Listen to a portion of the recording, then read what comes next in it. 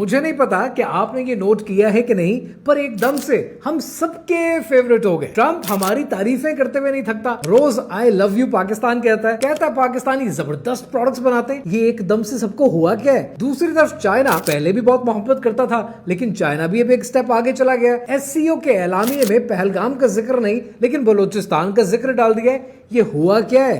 हम अच्छे हैं, पर क्या हम इतने अच्छे हैं कि सारी दुनिया हमसे प्यार कर रही है?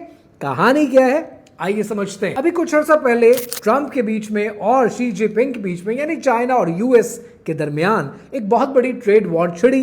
इस ट्रेड वॉर के अंदर ट्रंप चाहते रहे कि हम अपनी पॉलिसीज इंप्लीमेंट कराएं और चाइना के ऊपर टैरिफ लगाएं। चाइना रिटेलिएट करता रहा और एक मौका ऐसा आया कि ट्रंप का टैरिफ इंपोज होने लगा था।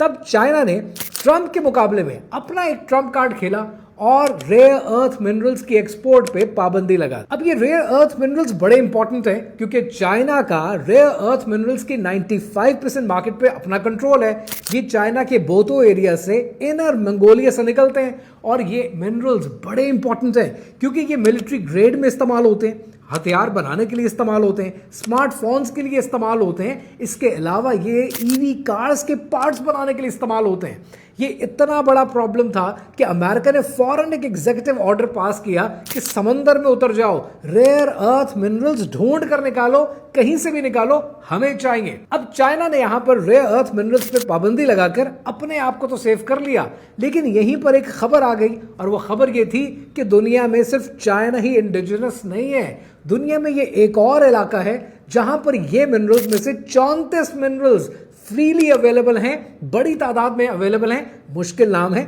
सारे लिख के दे रहा हूं।